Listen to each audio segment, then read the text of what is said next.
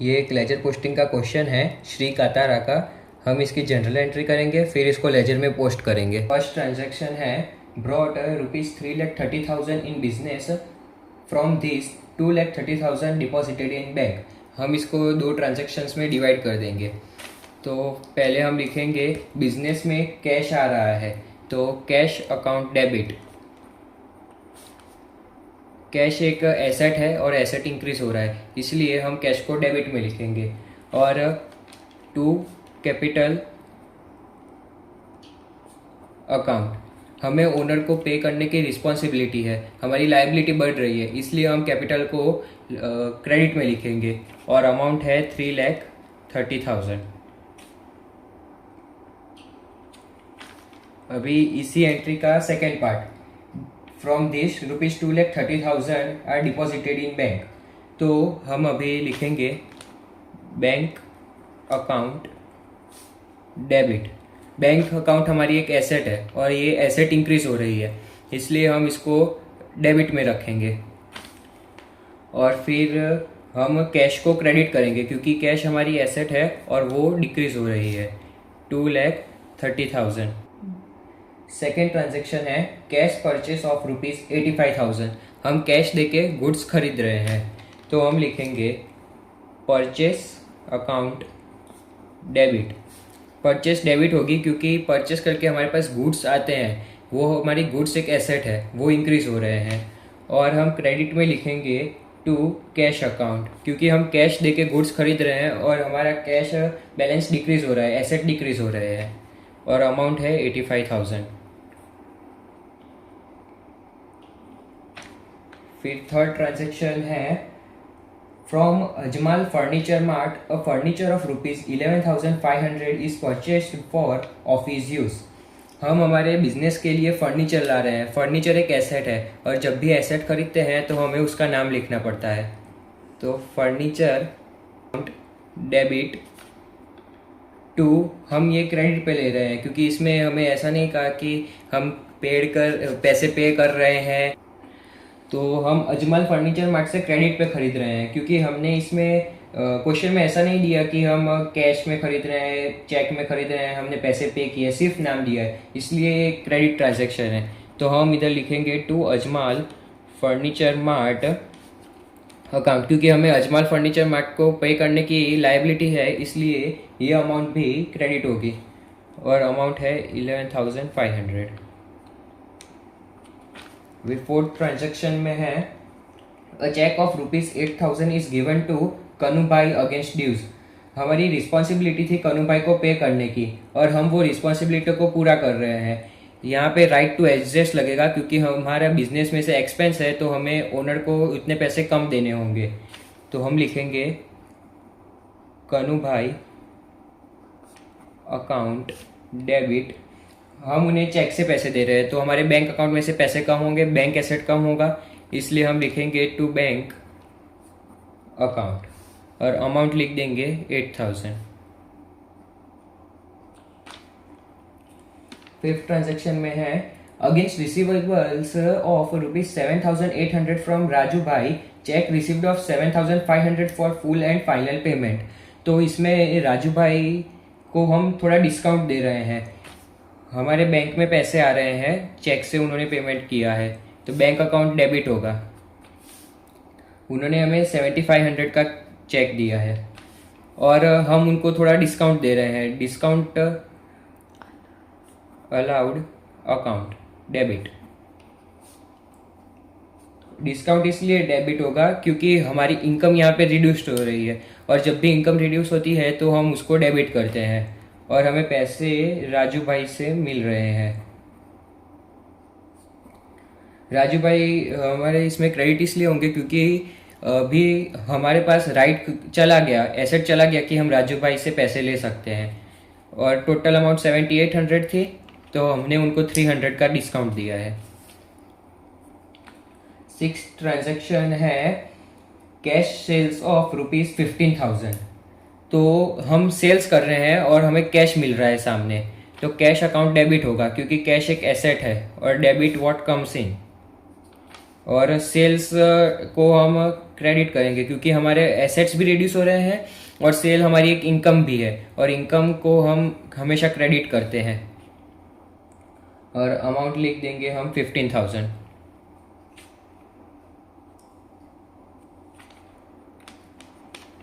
7 transaction में हमें दिया है क्रेडिट सेल्स ऑफ रमेश भाई ऑफ ₹75,000। हम रमेश भाई को क्रेडिट पे सेल्स दे रहे हैं, तो हमारे पास कैश नहीं आएगा, पर हम रमेश भाई को डेबिट करेंगे, क्योंकि हमारे पास अभी राइट है कि हम रमेश भाई से पैसे ले सके। और सेल्स को हम फिर से क्रेडिट करेंगे क्योंकि हमारा एसेट कम हो रहा है, और अमाउंट लिख देंगे 75,000।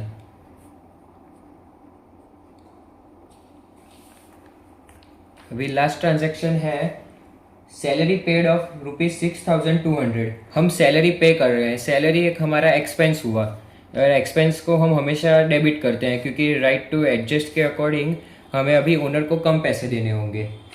और हमने कैश में सैलरी पे की है, तो कैश अकाउंट, क्योंकि कैश रिड्यूस होगा इसलिए हम उसको क्रेडिट करेंगे। और अमाउंट है 6,200। और अभी हम इसका टोटल कर देंगे, तो इसका टोटल होगा 7,68,500। 7,68,500।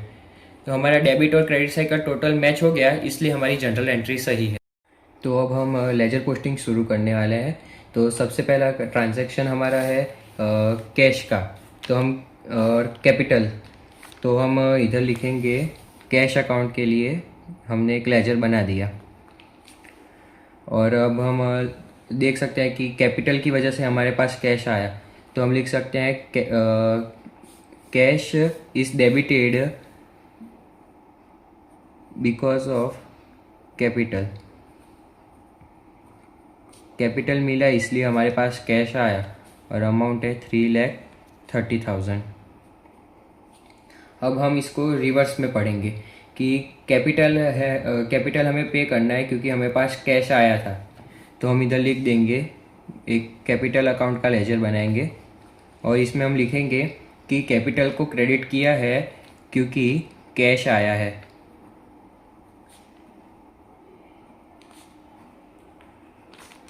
$3,30,000 का। और अब हमारा सेकंड ट्रांजैक्शन में है bank account debit to cash account. तो बैंक में पैसे हम डिपॉजिट करते हैं, इसलिए अभी हम बैंक का भी एक लेजर बनाएंगे। बैंक अकाउंट में पैसे आ रहे हैं, हमारा बैंक बैलेंस इंक्रीज हो रहा है, तो हम ऐसा लिख सकते हैं कि bank account is debited because of cash. तो हम यहाँ पे लिख देंगे टू कैश अकाउंट, और अमाउंट है 2,30,000। अभी हम इसकी रिवर्स एंट्री लिखेंगे कि हमारा कैश कम हो रहा है क्योंकि हम बैंक में पैसे डिपॉजिट कर रहे हैं, तो cash is credited by bank account 2,30,000। अभी सेकेंड एंट्री हमारे पास है कि हम परचेस कर रहे हैं, और परचेस हम कैश में कर रहे हैं, तो हम परचेस अकाउंट के लिए भी एक लेजर बनाएंगे, और उसमें हम लिखेंगे हमारी परचेस इंक्रीज हो रही है पर कैश डिक्रीज हो रहा है, तो purchase is debited because of cash account, और अमाउंट है 85,000। और अब हम इसकी रिवर्स एंट्री भी करेंगे कि हम कैश देके परचेस कर रहे हैं, तो हमारा कैश डिक्रीज हो रहा है, तो cash is credited bye purchase account, और अमाउंट है 85,000। और अभी इसके बाद की नेक्स्ट एंट्री है, तो अभी हम नेक्स्ट लेजर बनाएंगे फर्नीचर का, क्योंकि हम फर्नीचर खरीद रहे हैं और अजमल फर्नीचर मार्ट से क्रेडिट पे खरीद रहे हैं, तो हम इधर लिख देंगे फर्नीचर अकाउंट। और फर्नीचर डेबिट हो रहा है क्योंकि हम अजमल फर्नीचर मार्ट से खरीद रहे हैं, और फर्नीचर की प्राइस है 11,500। और अभी हम इसकी रिवर्स एंट्री बनाएंगे अजमल फर्नीचर मार्ट की। अजमल फर्नीचर मार्ट क्रेडिट हो रहा है क्योंकि हम परचेस खरीद रहे हैं, तो Ajmal furniture mart is credited bye purchase furniture.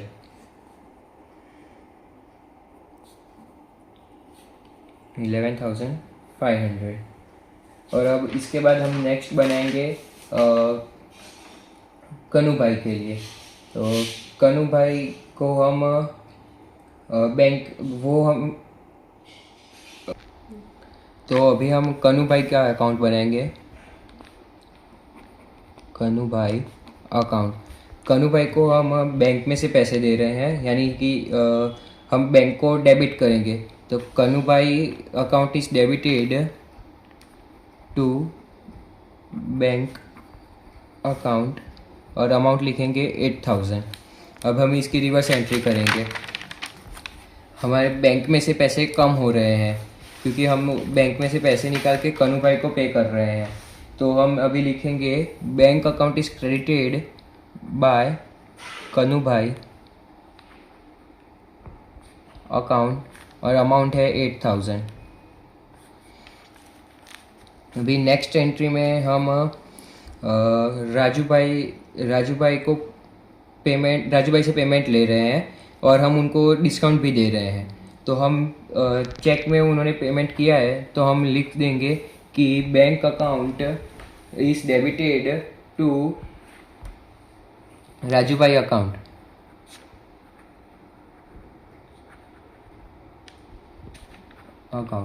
और अमाउंट है 7,500। और अभी हम डिस्काउंट का भी एक अकाउंट बनाएंगे लेजर में।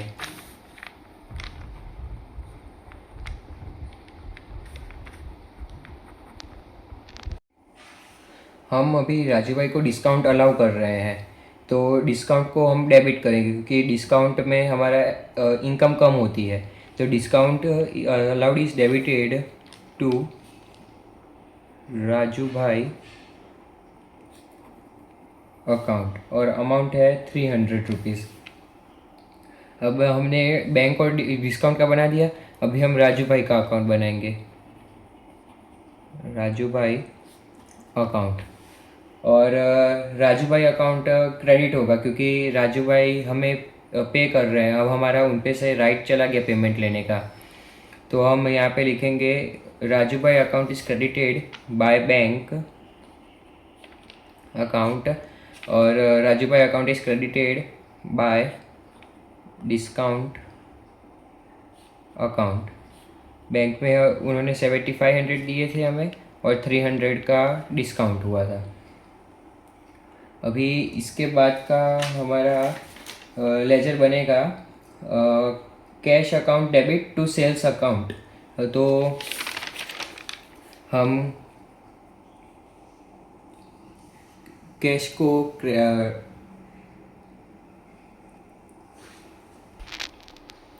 तो कैश अकाउंट को हम डेबिट करेंगे क्योंकि सेल्स हुई है। तो हम लिखेंगे cash account debit to sales account और अमाउंट है हमारी 15,000। अब हम इसकी रिवर्स एंट्री बनाएंगे। सेल्स अकाउंट, हम उसके लिए एक नया लेजर बनाएंगे सेल्स अकाउंट। अभी सेल्स क्रेडिट हुई है क्योंकि कैश आया है, तो हम यहाँ पे लिखेंगे बाय कैश अकाउंट ₹15,000। उसके बाद हमारी नेक्स्ट एंट्री है Ramesh bhai account debit to sales account. तो हम रमेश भाई का नया अकाउंट बनाएंगे रमेश भाई अकाउंट और सेल्स की वजह से रमेश भाई डेबिट हुए हैं, तो Ramesh bhai account is debited to sales account और अमाउंट है 75,000। तो अभी हमने रमेश भाई की एंट्री कर दी, तो अभी हम रिवर्स एंट्री करेंगे sales account to Ramesh bhai. Sales account हमारा क्रेडिट होगा क्योंकि रमेश भाई को हमने गुड्स बेचे हैं। बाय रमेश भाई अकाउंट और अमाउंट है 75,000। अभी हमारी लास्ट एंट्री है salary account debit to cash account. तो सैलरी हमारा एक्सपेंस है, हम सैलरी का लेजर बनाएंगे। तो हमारा कैश कम हो रहा है सैलरी की वजह से, तो salary account is debited to cash account. Amount है 6200। अब हम इसकी रिवर्स एंट्री भी बनाएंगे कि हम सैलरी कैश में पे कर रहे हैं, हमारा कैश कम हो रहा है। Cash account is credited by salary account ₹6200। हमने अभी सारी एंट्री का लेजर बना दिया है, तो हम अभी डेबिट साइड को ऐड करके उसमें से क्रेडिट साइड माइनस करेंगे, और जो भी अमाउंट होगा, अगर डेबिट साइड बड़ी होगी तो उसका अमाउंट क्रेडिट साइड में लिख देंगे, और क्रेडिट साइड बड़ी होगी तो उसको डेबिट साइड में लिख देंगे। तो हम इसका टोटल करके आंसर लाते हैं, तो आंसर आएगा बाय बैलेंस कैरीड फॉरवर्ड, क्योंकि हम इसको नेक्स्ट मंथ में अभी कैरी फॉरवर्ड करेंगे इसलिए, और डिफरेंस आ रहा है 23,800 का। अभी कैश में कैपिटल में हम डायरेक्टली इसको इधर लिख देंगे, टू बैलेंस कैरी फॉरवर्ड 3,30,000।